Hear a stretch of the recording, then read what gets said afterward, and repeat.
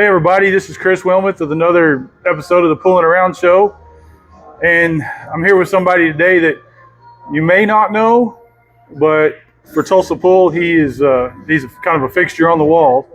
And this is Lucky. I'll let you introduce yourself. And my name is Norman Lucky. Everybody calls me Lucky, but 80% of them don't know that that's my last name. They think it's a nickname because I play pool. Right. Yeah. So, where are you from originally? I'm from about 30 miles from Tulsa, about a little small town called Redbird, Oklahoma. Redbird, Oklahoma. So what brought you to Tulsa? Life. Yeah. So been around the pool scene for how long? Well, I started playing when I was 10 years old. I'm 73 years old. So you've seen a lot of pool, huh? Seen a lot of pool, played a lot of pool. What's some of your most memorable matches? Some that you've seen, some that you've been in? Well, matches, I've played in a lot of big matches. Won some, lost some. I've seen a lot of big matches. Been around the game for quite some time around Tulsa. Tulsa's been like a pool hub, it was, for about 20 years, a little over 20 years, like 1985 to like 2006 or 7. After they opened up the casinos, it killed pool. It did. It's kind of making a comeback, but not like it was. Not like it was. More league players, less action. Yeah. Because if you're not familiar with the Tulsa Billiard Palace, back then, anybody that wanted to game and wanted to gamble, and they come through Oklahoma, they could get all the action that they wanted. Yeah, it's been many a pool player come through Tulsa and had to get a job in order to leave because they got broke. Yeah. So I'm gonna ask you a couple things. I'm gonna ask you about you were talking about the underground. Yeah, that's it was called Boulder Billiards. It was downtown at what is that? Third and Boulder. It was under the old Tulsa World building downstairs, and it was there in the 60s and 70s, and then Fat Randy Wallace ended up running it, and they turned it into the underground. Well, in the underground, you could get anything. Yeah. You could get broke. You could get money. If you had any wits about yourself, you could always make money in the underground because there was always somebody there to gamble.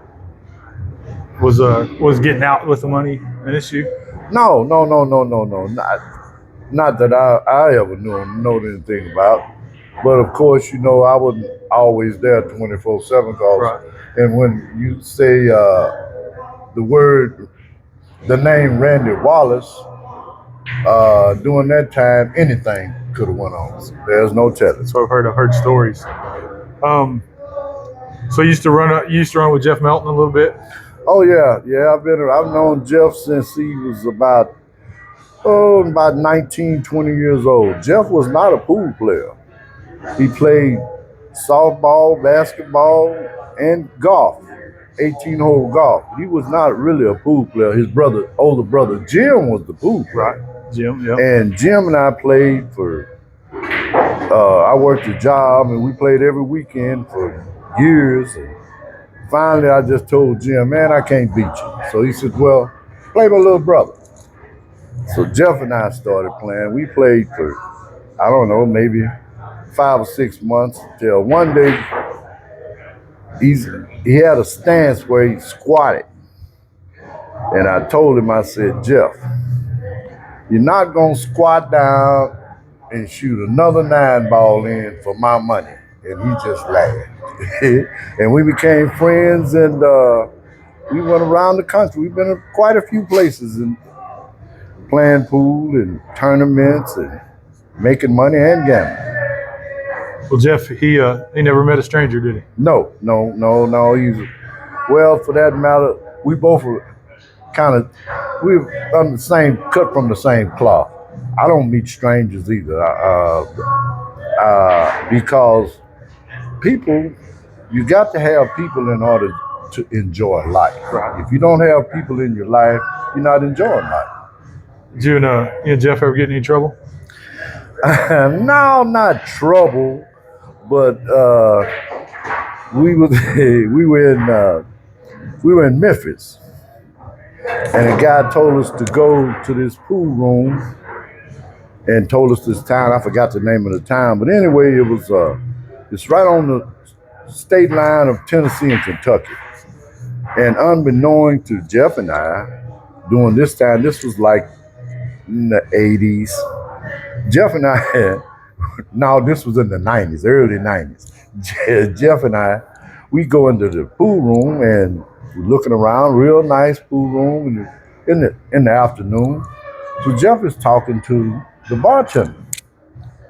And I'm looking around and I look around and look behind the bar, and they had a black doll hanging on with a noose hanging around his neck. So Jeff is talking to the bartender, but the bartender asked Jeff if he wanted something to drink. Jeff said, "Yeah, give me such and such," and turned to me and says, "Look, what do you want?" And I said, "Jeff, we got to go." And he says, "No, man, what do you want to drink?" I said, "Jeff, we got to go." So he says, "Well, what's wrong, man?" I said, "Look behind the bar." And he looked and saw it. He just had a big smile on his face, and he says, "Well, guy, maybe we'll come back later on." And we left. And Jeff says, "Man, why didn't you tell me?" And I said, "What was I supposed to say?" And I'm saying we gotta go. But another time we were in Fort Smith, Arkansas. And the pool room set right up on the street. Just very little parking. But it was like a main fairway. And it had a curve in it. We went across the street to eat. And we were coming back, the sun was going down, just getting dark. And I was on the curve. The curve came to the left. I mean, to the right. Just like a curve. And I'm in front of him, and he says, hey, hold it, man. No, let me get over on this side, man, for somebody come around there and swing over and trying to hit you and kill both of us. And so I said, that is a good idea, my friend. But Jeff was he was a great guy. He had a great attitude, but for some unknown reason, and I later on I figured it out, we were discussing birthdays, and I said, "Man, when is your birthday?" And he says, "October something." I said, "Oh, no wonder." He said, "What do you mean?" I said, "You're a Libra, and the Libra's sun sign is the scales, and those scales will never be balanced." But Jeff was a great guy. He really was. He was. Yes, he was. Sad. Yeah, but hey, look, this is how I see life. The Father takes, which is God, right. He takes the best and leaves the bad here, giving us a chance to turn good. So we all have a chance. We just have to take it. Yeah, there's a song that a group called Diamond Rio did, and said, "God only cries for the living." Oh yeah, and I live by that quite a bit. Yeah. The dead can't hurt you. It's only the living that can hurt you. So, where is pool taking you as far as? Oh man, I've been off from coast to coast, from New York to LA, from Seattle. I haven't been to Florida. But I've been to Georgia, Alabama, Mississippi, all over the South. I haven't been to North Carolina, South Carolina, New Hampshire, Connecticut, Maine, and Massachusetts. Those are the only states that I haven't been. Well, I haven't been to Alaska and Hawaii. But in the continental USA, I've been all over. I met playing pool. Then a friend of mine who was another pool player, Richard Pierce, started doing hot shot deliveries back in early 2000. And he asked me to ride along with him. So it was a perfect thing for me. We go and deliver, and on the way back, we stop and play pool. And we made a lot of money doing that. Richard could play. Except when the girls come around, he would rather watch the girls than to play pool. I was like, man, get the money, then watch the girls. Was this before Rhonda? Nah, yeah, this was before and after Rhonda. Well, I've known Richard and Darryl Pierce since they were 13 and 11 years old.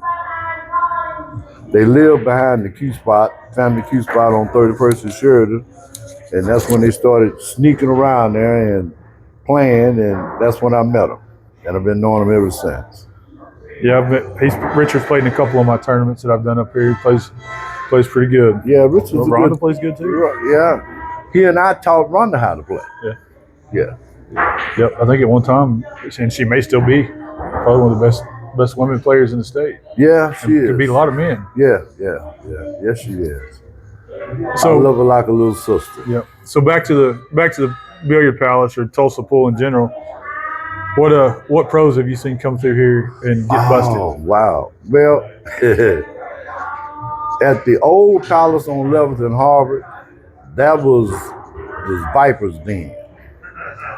Meaning that you could come in that pool room, it was a 24-hour pool room, at any time of night, day or night, and see $5,000, $1,000, $500. Everybody gambled back then. Pool players back then, there was no internet. There was no cell phone. So everything was word of mouth.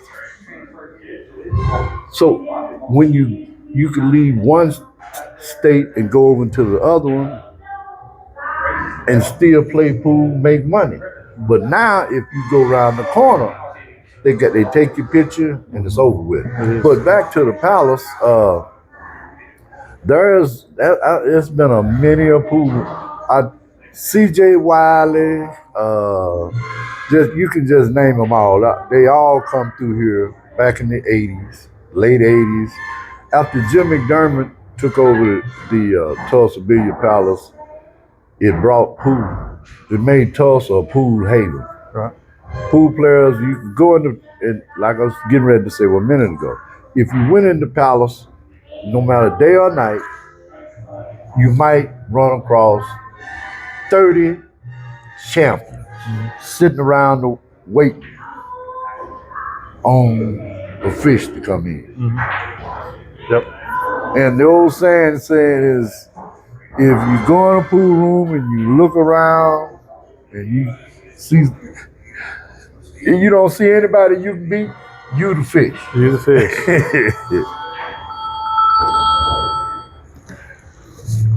So I was up here when Alex come to town, played Walden. They played like 12 ahead for 5,000 a set, or 8 ahead for something like that. And James beat Pagline out of 2 sets, and Alex's backers, he was, I'm done. Well, that was in '98, I think. That's what I was just getting ready to say. That was when Alex was a kid. I met Alex the first time I saw him. He was 1997 at CJ Wiley's pool room in Dallas, Texas. CJ was having a tournament, and Alex, he wasn't playing it. I don't think he was playing in the tournament, but he was in there mouthing at everybody. He he asked everybody that had a cue stick to play. Yeah, Alex. And then as kids, when you're young, you're cocky, and the older you get, you kind of figured out that being cocky is running off money, so you have to keep your mouth closed. Right. Yep, I've ran with a couple of people with had the same mindset. They can beat you, and they'll tell you they can beat you, and then there's no action. Right. That was Richard Pierce.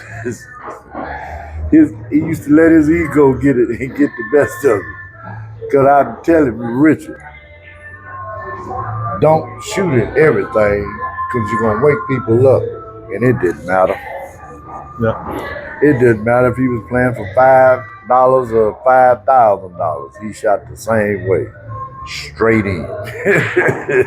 So of all the matches that you've watched at the Billiard Palace, what's the one that stands out the most? Scotty Townsend. Scotty played everyone. Scotty Townsend is the only role player that came through Tulsa and left with money. Everybody else had to stay here in order to get away. You had to get a job. A lot of them. I watched Fat Randy. No, I'm not gonna tell that lie. Fat Randy gave Mike Siegel the 8-ball, but it was on a bar table. Randy robbed him playing even, and Mike was getting ready to leave. They were getting ready to leave, and Randy said, "Man, you got the 8-ball if you want it." And of course, Mike almost broke his arm trying to get his jacket off. Well, it didn't make any difference. He played 7 ahead. Randy won the toss. Mike didn't get to shoot. Randy put 7 racks on it. Yeah, you shoot that good, that one ball don't make a difference. No, but the next day, Mike shot Randy full of holes on the big table. So there's a difference. Yeah, there is a big difference. Yeah. So who's to you, in your opinion, who's the best player to come out of Tulsa? Come out of Tulsa? Was Randy the best? I would say Fat Randy on the bar table, and everybody. You don't hear too many people talk about him, but that kid right there, Shane McMahon. I watched him. He could barely put his arm up look over the table. Now that's how when he first started. His daddy first brought him in, and I watched him grow up, and he's a great player. I got to give it to him. He didn't. I wouldn't say he took a lot of pool lessons, but he had a guy that knew what he was doing that gave him the insight, and he took from there. And I got it. Shane's a good player. He's a great player from Tulsa. Yeah, I consider him right now probably one of the best bar table players in the country. Yeah, for sure. Him, Mike Banks Jr., Jesse. Well, I don't think Jesse Bowman's playing that much anymore. No. There's some good ones, but he's right up there. He wins everything he plays in. Yeah, I know. Jamie Barracks. Yeah. But as far as there's a lot of good now. First, I'm talking about when I say good pool players, you got two categories of pool players. You got those that gamble and those that don't. Well, the ones that don't gamble, they have the ability to play as good as anybody, right, but they just don't have no heart. Right. Now, the ones that gamble, I would say they have a little bit more heart, but then a lot of times they're lacking in knowledge. You know? But pool is a game that I fell in love with at the age of 10 years old, and I can't get it out of my system. I've been through 2 wives and a host of girlfriends. So, but my cue stick is my true wife. That's the only woman I ever had that gave me the money and didn't say a word. And don't give me no lip. Not one. Now don't say yay or nay. But I love pool. I've been giving it my all, and like I said, I've been playing the game for 63 years. And at one time, before I had my stroke, bring 'em on. I heard one pocket was your game. Yeah, I love one pocket. I've been playing it. I went to Houston, Texas in 1978. Myself and a couple of friends of mine, and we went to this famous pool room called the Little Q downtown Houston. And during this time, they played 9 ball, 6 ball, and if you went to certain bars, they played 4 ball and would bet high. Wow. $100 game, 4 ball. You ever heard of that? No, the only place I've seen 4 balls at the carnival. No. This is I'm talking about in bars in Houston, Texas. They used to play 4 ball. So,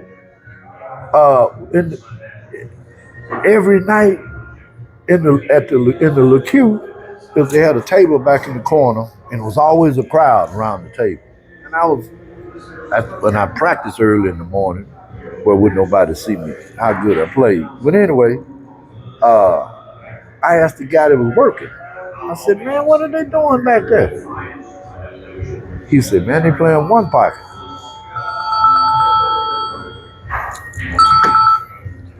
They playing one pocket. So I said, "One pocket." I'd heard of the game, but I didn't really know nothing about it because I was young and all I knew anything about really was 9 ball, rotation, and 8 ball. Mm-hmm. Some last pocket. So the guy says, "Well, tonight," he said, "What's the day? Thursday?" He said, "Oh, they betting it up pretty good back there." I said, "What do you mean betting it up?" He said he probably playing for at least 1,500, 2,000 a game. I said, "A game?" Wow. He said, "Yes." 1978, I went back there and sit and watched and watched and watched and watched. And when I came back to Tulsa after a couple of months, I started playing one pocket, and I became a student of the game. Mm-hmm. And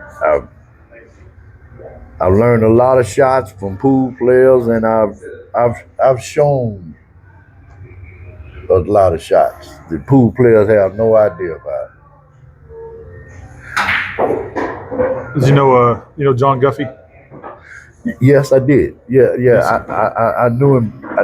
I knew John after he really stopped playing pool and started making cubes. Yeah. That's when I really met John. He's back to playing. Is he? Yeah, he plays at Lucky's. They're in Oklahoma City. Oh yeah. Plays 3 cushion, and then plays one pocket every chance he gets. Well, I'm going over there. I'll be there probably Friday. Friday, Saturday, I'm gonna go to Oklahoma City. That's where I go to Lucky's. Yeah, that's where everybody go. If he plays, that's where he's at. Yeah. The pool room. I like it moved. to see John. The pool room it moved. Oh, Chester's. Yeah. Yeah. John and I, once I get my health back together, John and I, we supposed to play some more. John beat me. It's been about 4 years ago, but I've had neck surgery since, and now I've had to change everything about my game, but it's coming back. It's coming back. Well, John's a good guy. Barton, yeah. John Barton. Yeah. Let's just about John Guffey. No, John Barton. John and I, we good friends. A lot of people you hear negative talk about everybody. Yeah. So but John's, to me, he's a good guy. He is. He's very opinionated. Yeah. Of course. Well, everybody's opinionated. I mean, exactly. We're in America. Yeah. Well, so where would you be if you didn't have pool? What do you think you'd be doing? I would have been a lawyer or a doctor. I say this. My mother died when I was 19 years old. I was in the Army, and I tell everybody, and the people that know me from young know the same thing. That if my mother would have lived, I definitely wouldn't have been a pool player. I may have played the game, but not like I play now. Right. Not like I play. Right. I wouldn't have played it all the time. How long were you in the Army? Huh? How long were you in the Army? 15 days, 15? 3 days, and 2 hours. Oh, man. Why so long? Well, I was in a real bad car wreck and was having health problems, and they gave me an early out, and I took it. Well, heck yeah, this might have saved your life, huh? Yeah, probably. Everything happens for a reason. Yeah, I'm a true believer in that. So they finally, and I've been fighting with the VA since 2010. It took me 38 years to find out that I was service connected. Oh, wow. Absolutely. So I've been fighting with them ever since. Well, they're closed right now, so shut down. No, they ain't closed. They still going. Yeah, my wife works. She works for the federal government, but she's works for National Indian Gaming Commission, which is Department of Interior. Yeah. So that's closed. Yeah. Well, no, they're completely funded by the tribes. Oh, so they're not closed. Oh, okay, that's good then. She's at homework now. Better be. No. Yeah, watch it. So I know Jim opened the one on Memorial, right? Somebody else opened the one that was on Harvard. Oh yeah, it was opened up by Bruce. I forgot Bruce's name. Bruce was a young guy. He was black belt in karate. Had a black belt in karate because he and I used to talk about karate all the time. And then Cliff Bell ended up getting it from Bruce. This was like 85, something like that, 86. And then Cliff sold it to John Laportis and Jim McDermott. Yeah. And then that was when, like I said earlier, when Jim came into the pool business, pool took off in Tulsa. It really did. He opened up a lot of doors, and a lot of people come through here that probably wouldn't have never came. Right. Yeah. So a lot of people, like Shane was telling me that the Jim was like a dad to him. Yeah. So he's, I guess that way. So a lot of people. Yeah. So he didn't allow no BS in that pool room. No. And then he opened this place. Right.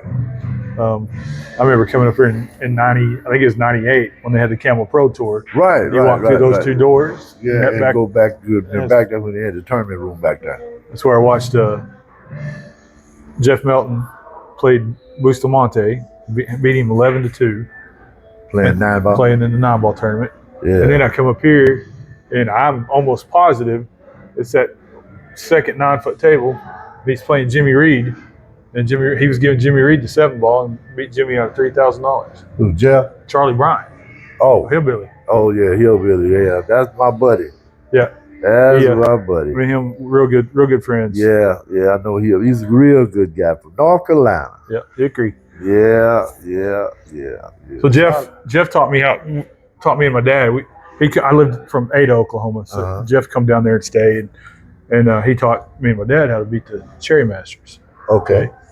And so we'd find the Cherry Masters, and he'd come back down, and we traveled around to all these bars, and we'd play Cherry Masters and play pool. Cherry Masters, play pool.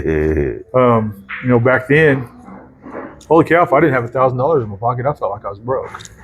I understand. I feel that way now.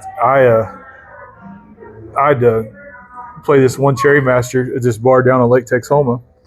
And on the Cherry Masters, if it don't play one, might as well not play it. But if it plays one credit, you can beat it. So I'm playing this one. Well, on the Cherry Masters, you could hold. You had cherries, 1-bars, bells that give you bonuses. Well, you could be playing one and have 2 cherries or 1-bars in the corner, and you could hold and raise your bet all the way up. Oh yeah. Okay. And it's just a nickel machine. Right. I ran that thing up to 13,000 credits, so $650. Well, they paid me But when I go back to get ready to leave, go to the car, they went out there and stabbed a hole in my tire. So so I had to catch a ride, hitchhike, in to get to Walmart to get a tire, and then catch a ride back to change it. So, but my car was still in one piece. Well, that's a good thing. Yeah. But back then, that's all I was doing was playing Cherry Masters, gambling at pool. If I lost money playing pool, I knew I could go get more money playing Cherry Masters. Yeah. That's a good thing. Yeah. That's like Tommy Carmichael, good friend of mine. They called him the mastermind of the slot cheats. He and I lived together. We ate and slept together like we were brothers. And that's what his thing was, cheating poker machines for millions. Oh yeah. Yeah, we wasn't cheating though. This wasn't cheating. We just had a system to beat. If you played one credit, you're still sticking your money in there, you're still pushing the buttons, you don't have any gadgets. Right. But if it'll play one credit, then you're more chance to beat it. There's several times that I've played it in the system you're supposed to be played, and I hit what needs to be hit, and then I'll sit there and play it all back. Yeah. So we were, and I know this is not about me, but we were down in Durant at the casino before they become a big resort. Right. It was just a big bingo hall, but this company out of Florida called Broward Vending, they had all these Cherry Masters, but they called them Reels of Skill. So Choctaws, it was full of these machines: penny machines, nickel machines, quarter machines, and dollar machines. It had stormed. There was a big lightning storm, and I think my mom was with it. My mom was with us, and she was playing this one machine. And every time that she'd raise her bet up, that thing would hit like multiple sevens. I mean, there was like 3 or 4 times that it filled the whole screen full of sevens. And she run that up. Well, the security guard comes by. She taps that security guard on the shoulder. She goes, "Look what I hit." My dad's like, "Sue, he's going to turn this thing off." Sure enough, Mom cashed that out to go, and then would come back, they'd turn the machine off. Malfunction. But they paid her out. Oh, my dad chewed my mom out. Yeah. Well, you don't know. You don't know. She's just excited. Is Jeff the only one that you ran with as far as on the road to the pool? No. I had Fat Randy and Jeff Ferris was the first 2 guys that I actually went on the road with. And we didn't really go nowhere that far, but we went, I think we went to Memphis or something like that. And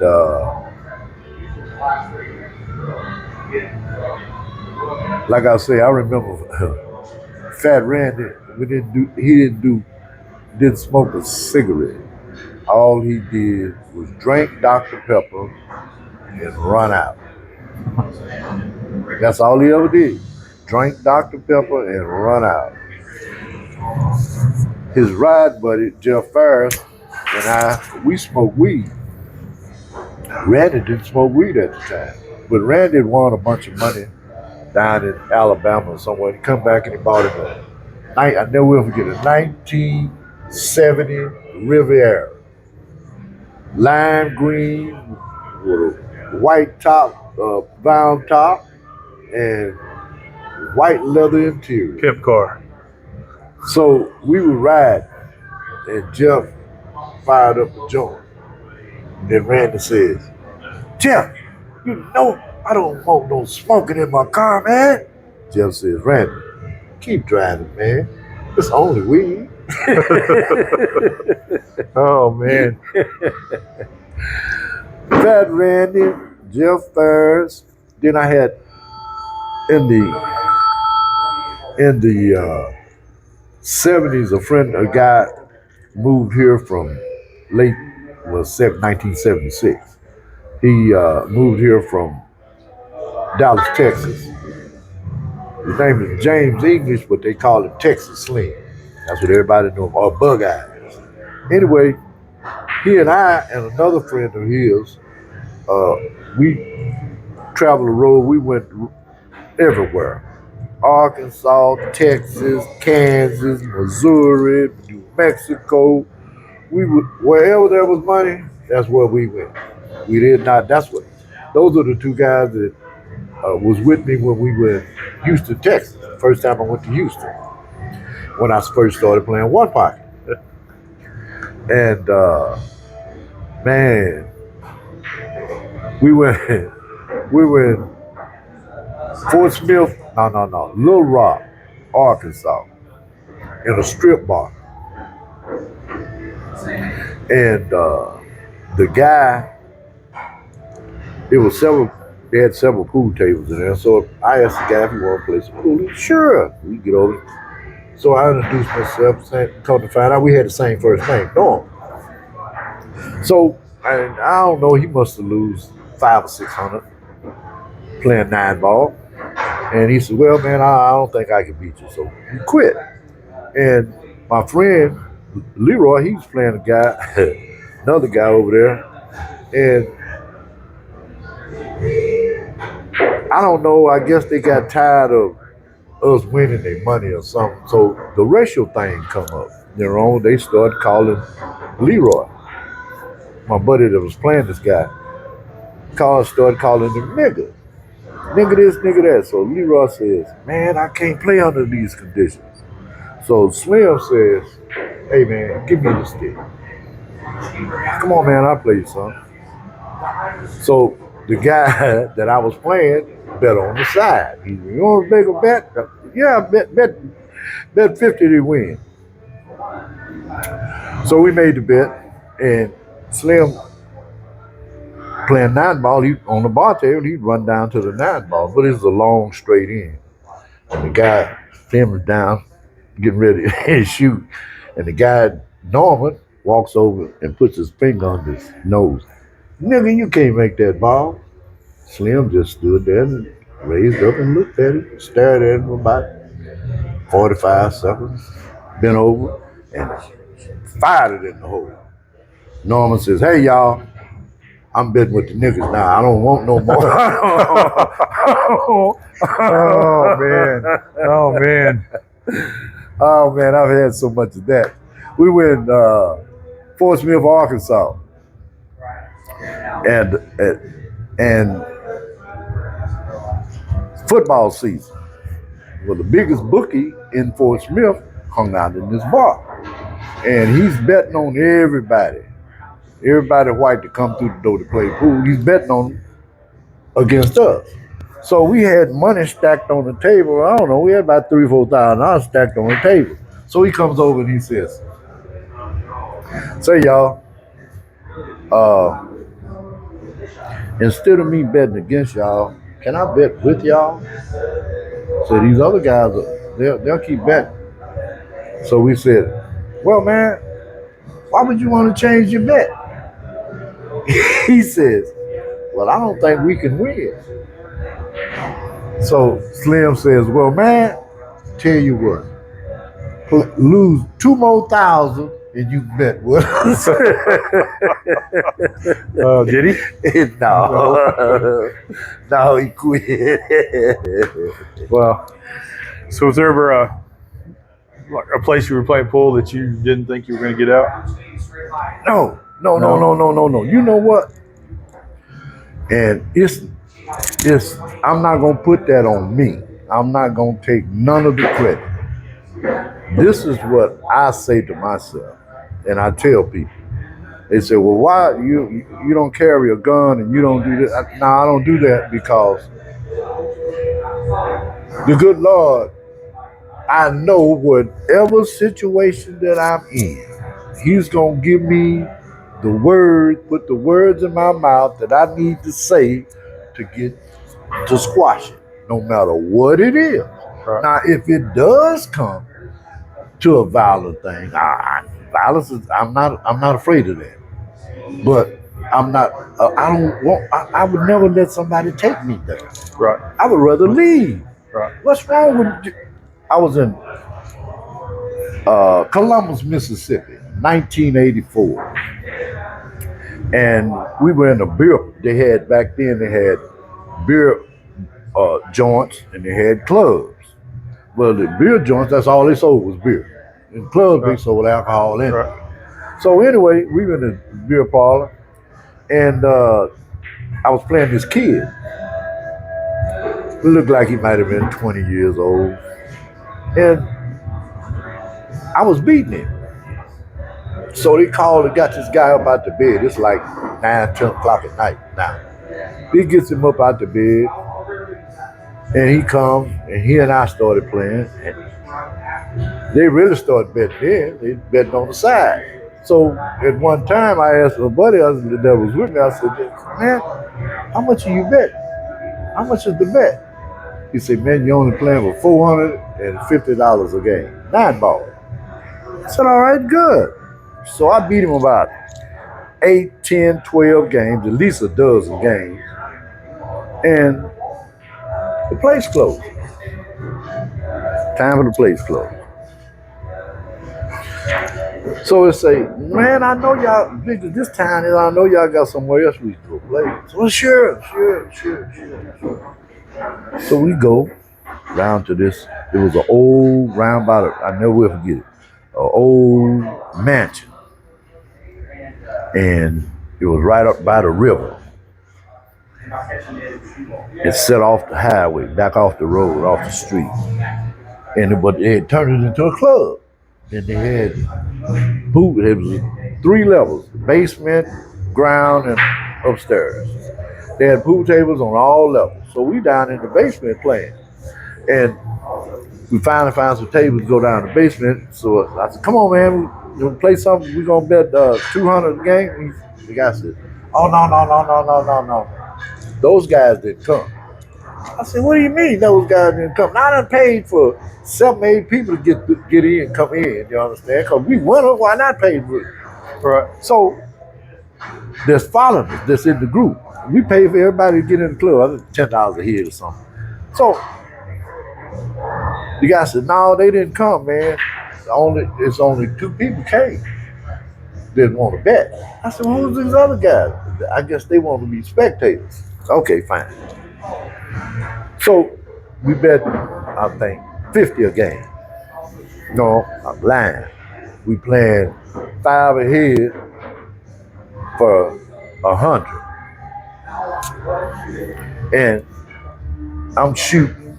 And I shoot a ball in the side, and there was definitely no way that it could be a bad hit, right? Well, this guy sitting over in the audience with some overalls on, he jumps up and says, nigga, that was a bad lick. So I turned to the guy, then I'm playing. I said, sir, who appointed you to be the judge of the game? He said, nigga, I said it was a bad lick. I turned to the guy I'm playing. I said, man, you think that was a bad lick? He said, yeah, it looked a little hot for me. Now the balls is this far apart. Okay, your shot. I made sure that he won the $100.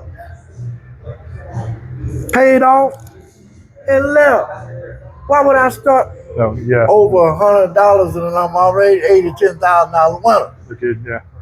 Why would I mean, you have to have sense in order to keep sense. Yep, study the room. But it's like back to me having problems. No, I don't let the situation get to me. Yeah, That's good. no. That's good. Oh, have you seen some bad situations? Oh yeah. Oh yeah. I've seen some gun plays. We were in Fort Smith, Arkansas. Me and Leroy and Slim. And but we was on the black side of town. And it was the pool room, and right next door was a bar. It's kind of like summertime. And we were standing on the side of the pool room talking to these guys. And this guy and his old lady come outside and they got to argue. She pulled out a pistol and killed him. Blowed his brains right out there, right in front of everybody. Yeah, you can't get much worse than that. Wait a minute. The funeral home was right across the street though. They brought a stretcher out, put him on the stretcher, took him back here, swept up the blood, washed up the blood. Nothing never happened. They must have not liked that guy. I don't know. I don't know what happened. I don't even think they ever called the police. Huh. That's crazy. We did have sex. That's what went wrong. The fuck wrong with you? Guys, I want to thank y'all for tuning in. I mean, if y'all enjoy content like that, Well, stop being give me silly. a thumbs up, and we get to 5,000 Stop likes being on this silly. video here. I'll do It is. another And interview here with you Lucky, talking about that is and being silly. we'll do a giveaway. You I talking to appreciate me? you watching. You talking to And me, make sure you like, motherfucker? subscribe. Y'all have a good